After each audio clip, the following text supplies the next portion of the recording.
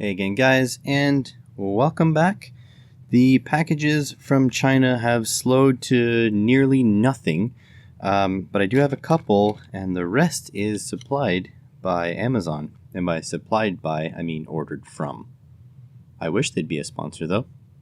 First item does not have a price on it because it was actually sent to me. This one is a kit waiting for a review, because I had so much fun on their last kit.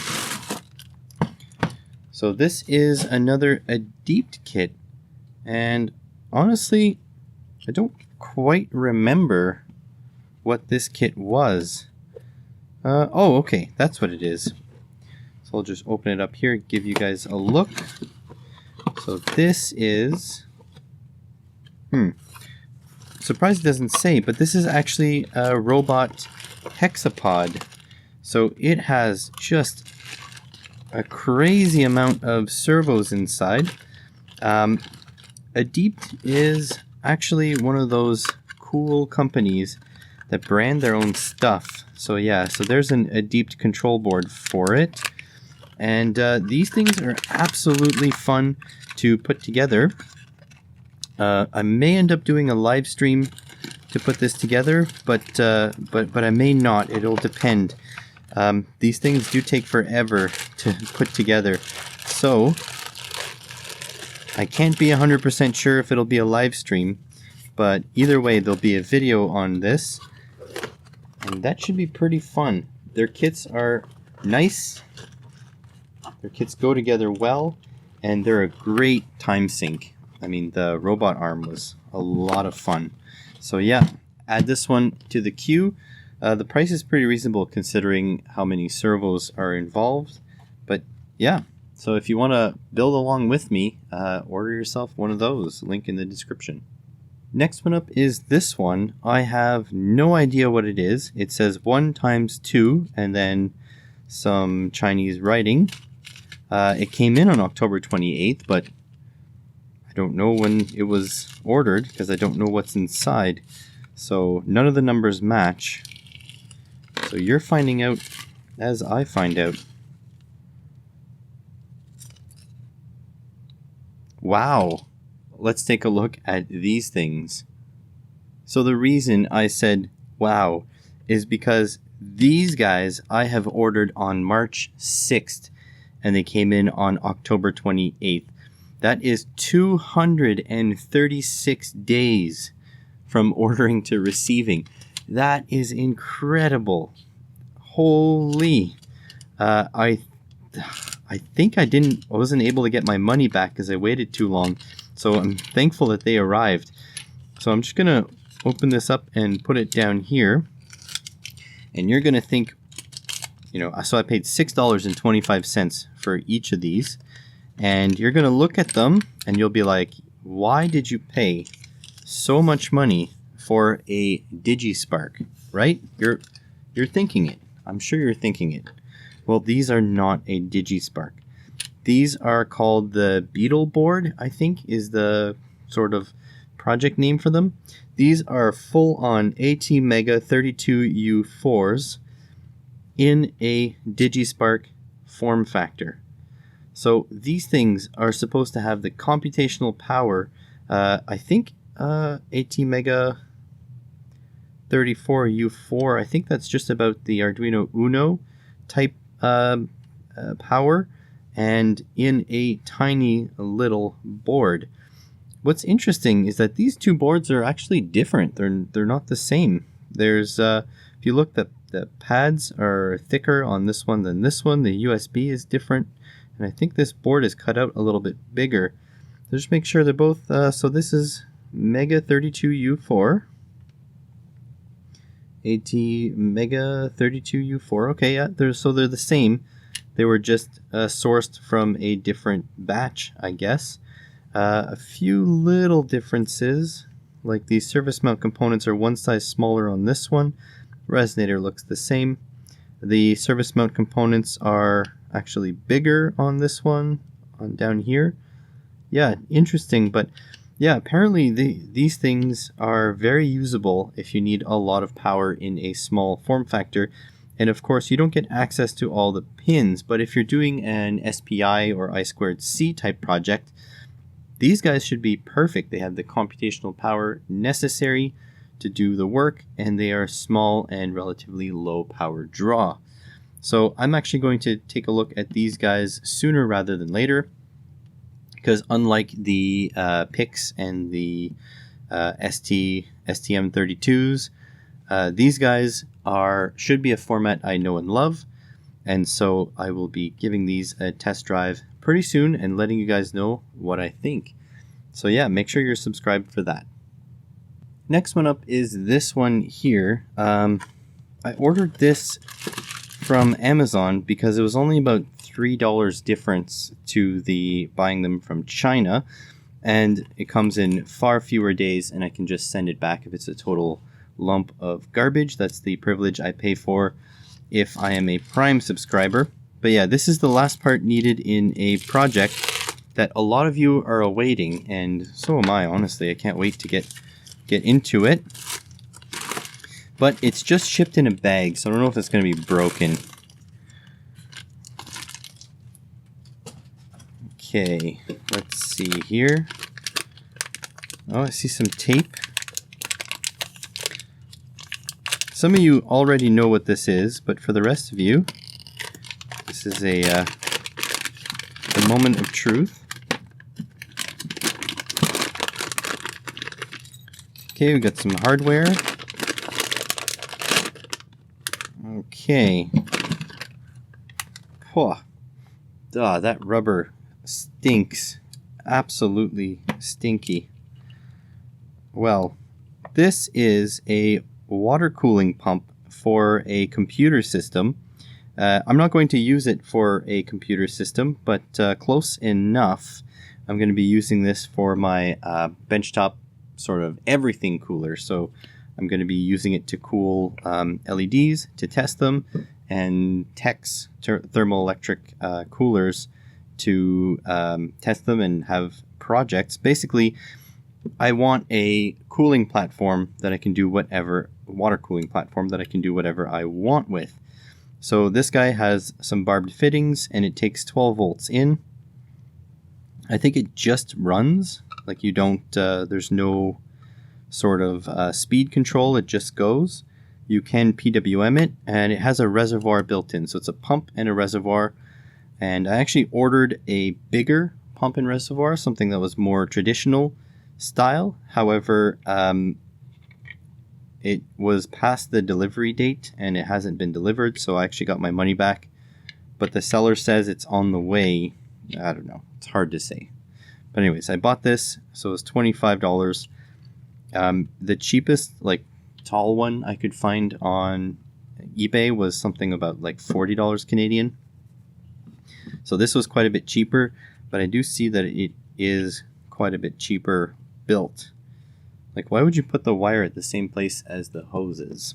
Anyways, so that is that. Should we give this a waterproof test? I've chopped off a length of the hose that I have for this project, and see if it'll fit. First and foremost, these things are designed for computers, but it's not quite standard, the diameter. So this looks like it's the pump outlet, and this is the inlet, and it runs through a little screen inside there to stop. Actually, you know what? I'll put it on over here to stop bubbles getting in the way. So it looks like I chose the pipe diameter correctly. It's a little tough to get on there, but that's okay. I'd rather it not just pop off for no reason. And I'm glad I get to do this testing right now, because I need to send this back if it's junk, and I need to get the proper part. So let me see if I can get some pliers to squeeze this. These little pliers may not work perfectly for this, but we will see. I'm more into laziness than practicalness. Go get some bigger pliers if I need to, but if I don't, I won't. Okay, that fits just past the barb. Then same thing, I'm going to grab these these clamps here and put one over this way. Flip this around. Now this pump is not going to be doing anything. It's just going to be pumping in a loop, but it'll at least give us an idea if it works, if it's up to the task, and if it's waterproof. That one is having a bit more trouble coming on. There we go. And there's also a restriction here. So, I don't know. We'll see. Good test of a pump.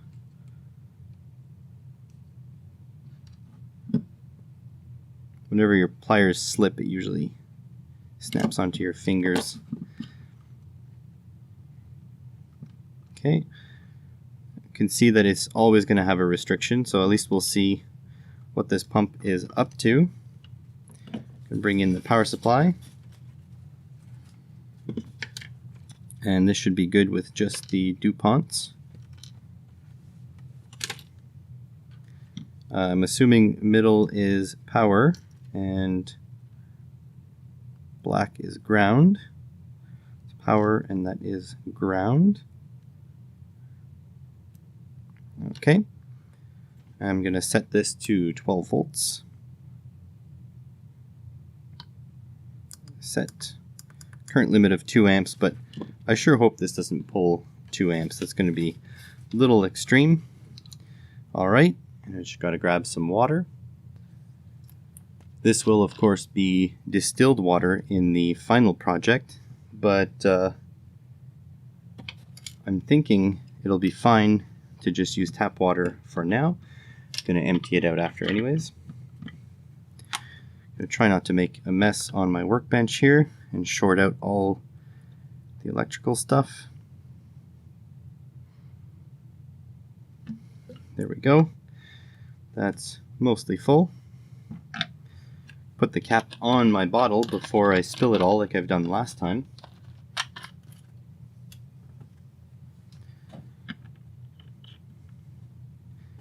Okay, put the cap on here. So far, no water leaking. That's good. Pumps on. I don't know if you can see that very well. So it is running liquid. That's nice. It's making a nice little vortex there. Relatively quiet. It's still got, I was still working through air bubbles. It's got a blue light down there too. Shake out all the bubbles. It is pulling, so it's 12.5 volts. It's pulling 250 milliamps. If I squeeze this tube, doesn't change much. Got a pretty good restriction going on there. But it does seem to be working, and it's not leaking water all over my bench. So that's a good sign. And it doesn't pull all that much current. Also a good sign.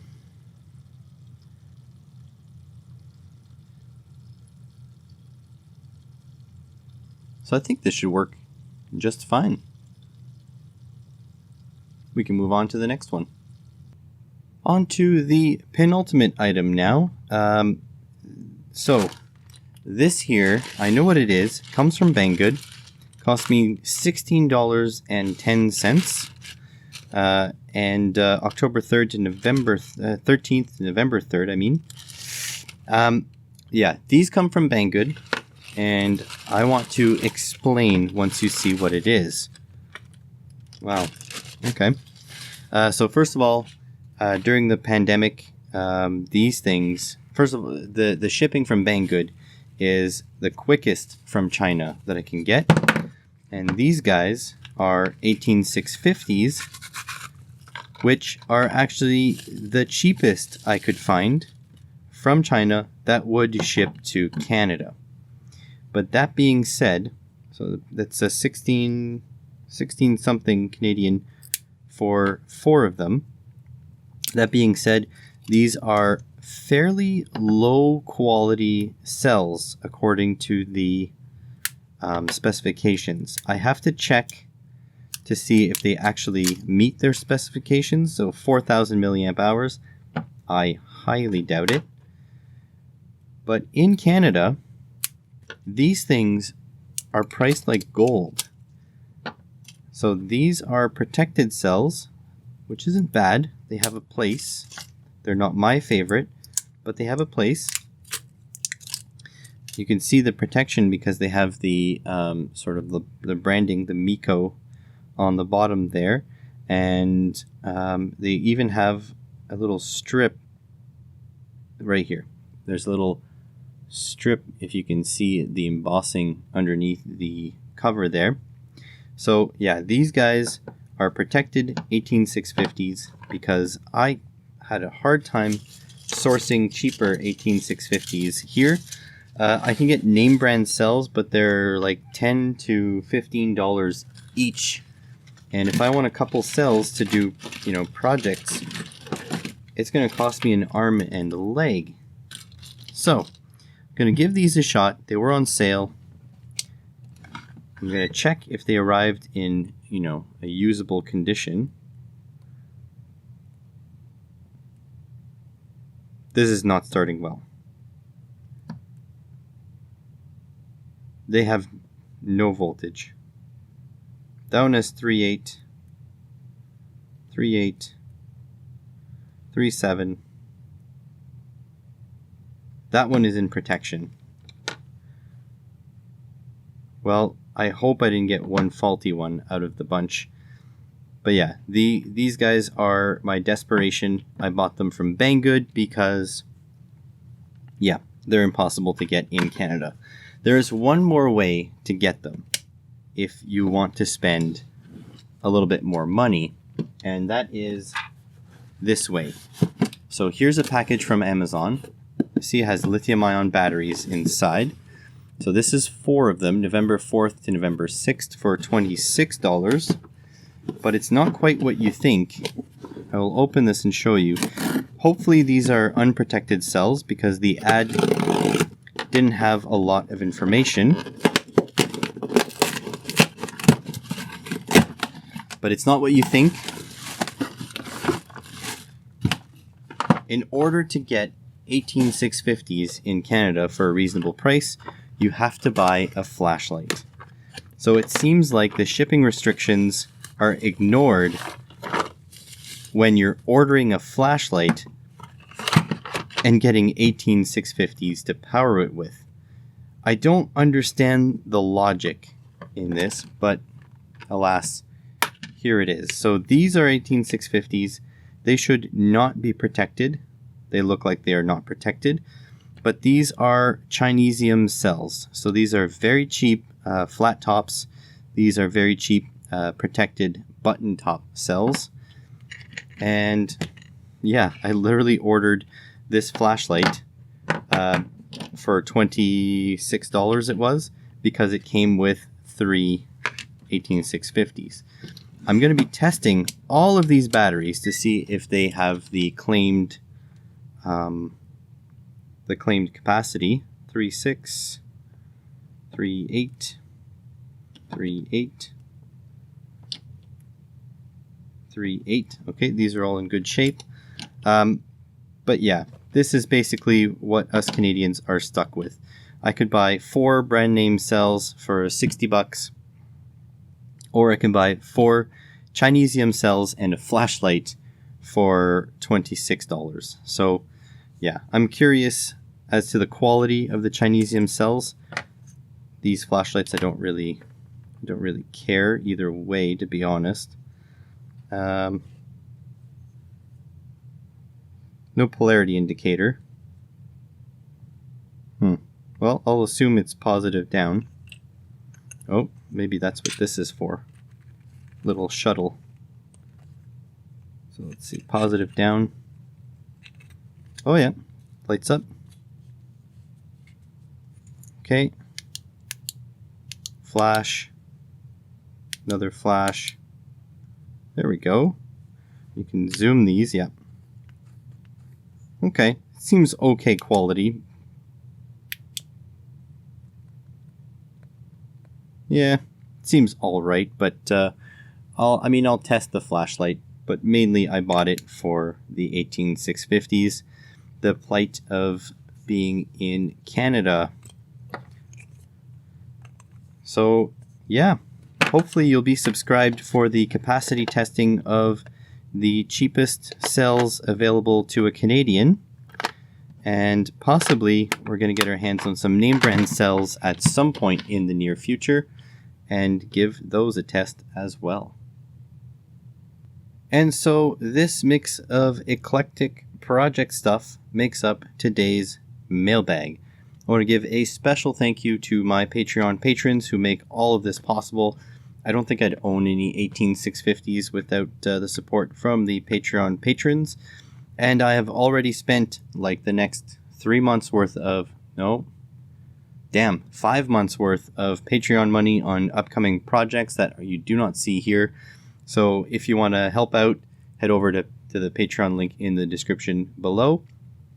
Otherwise, you can help the channel by subscribing, sharing my content, and writing comments and hitting the little thumbs up. But either way, I want to thank you guys all for watching.